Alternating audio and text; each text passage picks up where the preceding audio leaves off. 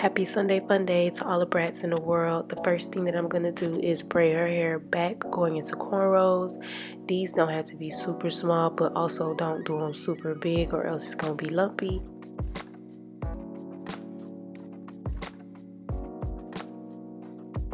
I started cleaning off the front of her hairline and forehead with some alcohol to make sure that the glue could really stick to her skin and to prevent her from suffering from edges loss. At the end of this, I'm going to go ahead and mold back her edges using a brush and got2b spray and my blow dryer on the heat setting to keep them back and safe. Moving on to the ball cap, I put the beige cap on and I stretched it out as far as possible on her forehead so that I could still be able to see her hairline through it. And then I cut 2 holes behind her ears and put her ears through those holes so that the cap could lay flat. And then following her exact hairline, I'm going to apply my glue in order to mold the ball cap down. This video, I really want to focus on placement. The way you place the glue down, starting from how you place the glue down on a ball cap, is going to determine the hairline on the wig. If you want to have the same exact hairline on your wig as your natural hairline, where her hairline, it goes back in the center towards the temples, it kind of comes out a little bit, and then going next to her ears, it goes back again. That's how her natural hairline is.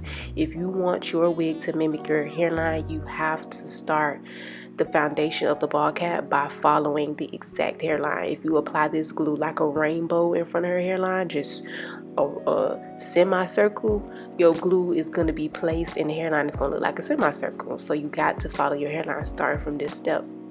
And I'm just using the tail of like one of my edges brushes in order to even out and thin out that layer of glue, and then I'm gonna let it dry clear. Once it dried clear, I mixed the 2 foundation colors at the bottom of this palette in order to find like a good match for her skin tone. The purpose of this is so that you can really make her look bald, so that when the wig is placed on top of this, it really looks like it's coming out of her scalp, not coming out of her cornrows. So you have to make sure that the makeup color you choose really does resemble your skin tone the best. And then I'm going to cut off the excess cap up until where the glue reaches out, and because I placed it in the shape of her natural hairline, it's going to end up getting cut out in the shape of her natural hairline. Before I start applying my layers of glue for my wig, I just cleaned the front of this cap of excess makeup with some alcohol. And now that we have the ball cap on and the ball cap is in the exact shape of her hairline, you're going to apply your layers of glue in the exact shape of the ball cap, because the ball cap mimics her hairline and you don't want to deviate from this pattern. Because if you do, your wig is going to be placed down in whatever pattern that you place down your glue. So in order to make sure that I could keep this like hairline design is authentic to this cap as possible, I like to work in pieces, because if you just apply glue straight across, you're going to end up evening out that glue in the shape of a rainbow straight across. You just want to take it easy and go in sections. I did the center and then I did the temples. Now I'm doing the ear section, and as you can see, the way that the glue is laid down follows the same exact pattern as the cap, which is the same exact pattern as her hairline.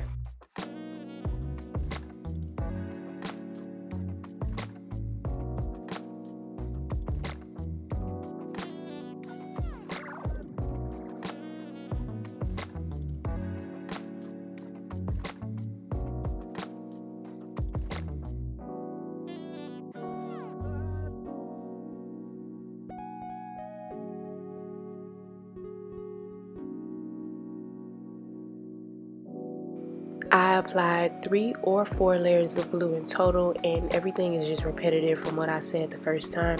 I'm still going to be following the same exact like outline that I already laid out for myself with these layers of glue, and I'm still going to be going in sections.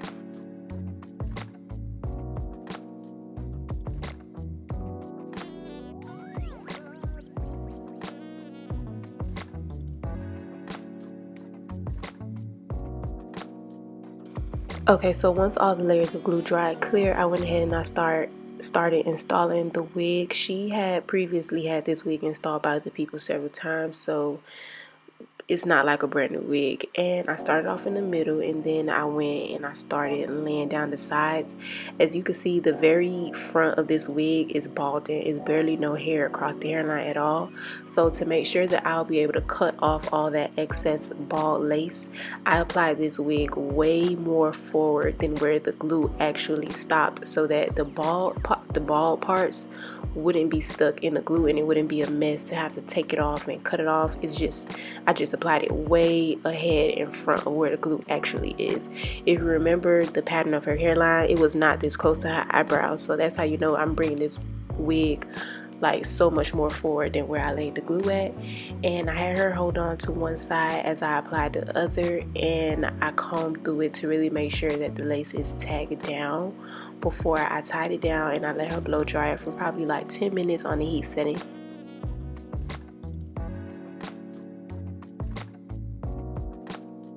This is what it looks like when I took the band off, and you see how I was saying how I applied the wig much more forward than the glue. You could tell by how the hairline is like flapping all around the place. It's not stuck to anything, and that's perfect. That's exactly what I wanted.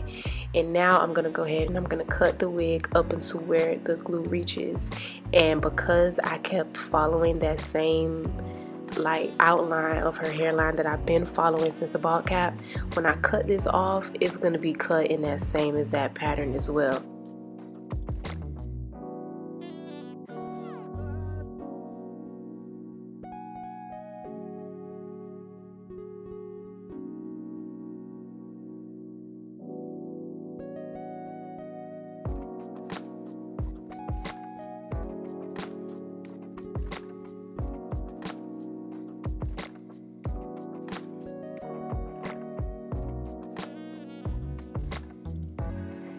When I cut the excess lace, like the pieces that were not stuck to anything, the pieces that were balding anyways, I made sure that I got as close as possible to the edges of the hairline that were stuck down to the glue, so that it could like really accurately mimic her natural hairline.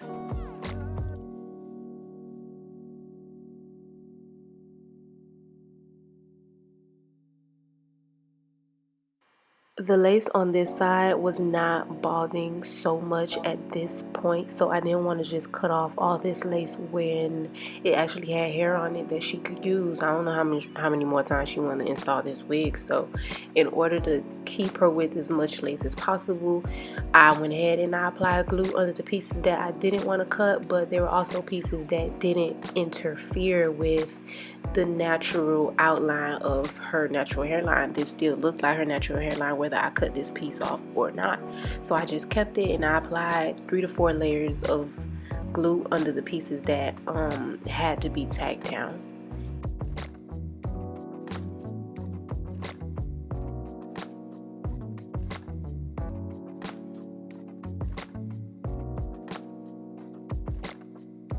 Because the lace was still kind of looking a little bit ashy to me, I went ahead and I dabbed some makeup across any parts of the wig that I feel like was sticking out too much. And then I sprayed the hairline down with Got To Be Freeze spray, and I tied it down again so that it could get like more of a melt. This step really helps in blending the wig even more. I blow dried it on the heat setting for probably like 10 minutes, and then when I took it off, it looked like this. Much better, much more melted. I don't know where she got this wig from. I don't really care for the wig, but if you guys want to know, I guess she'll comment down below if she watches this video.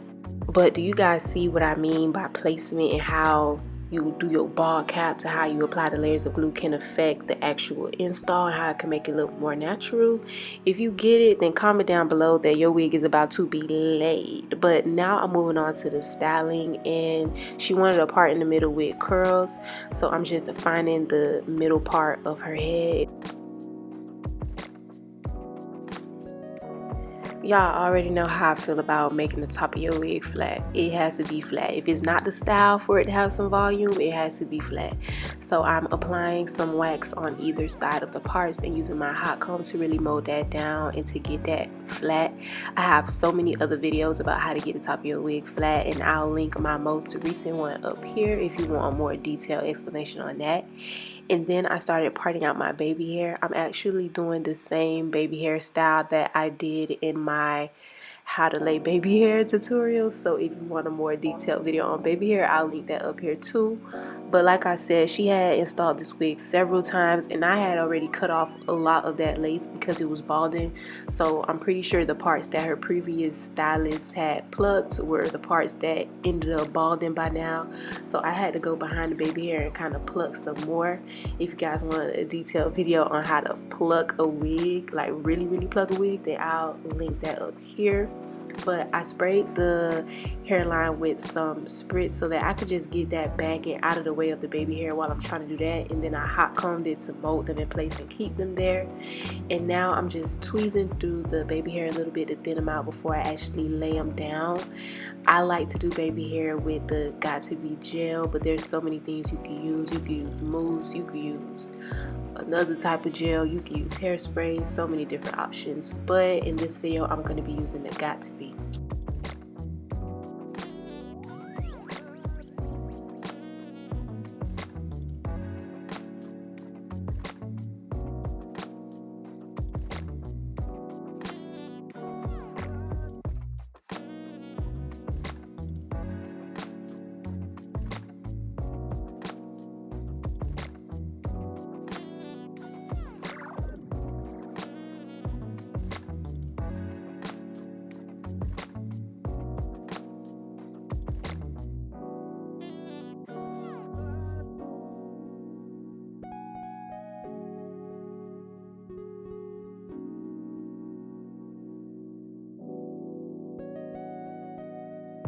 I explained this in my recent video about how to get the top of a wig flat, especially if you're working with a dense lace.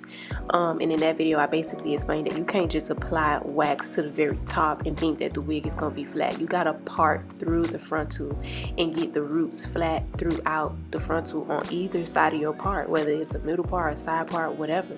You got to get the wig flat by going into the lace, not just on the very top. So that's what I'm going to be doing now, using my wax stick and the hot comb.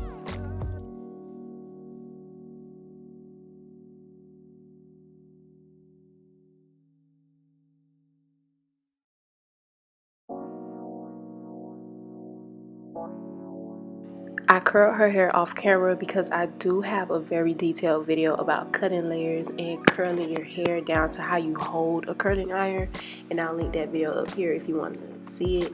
But I basically sprayed hairspray on the curls after I curled them, and then I combed through them. And in order to shape her face more with these curls, I just added some light layers only to the very front of her face.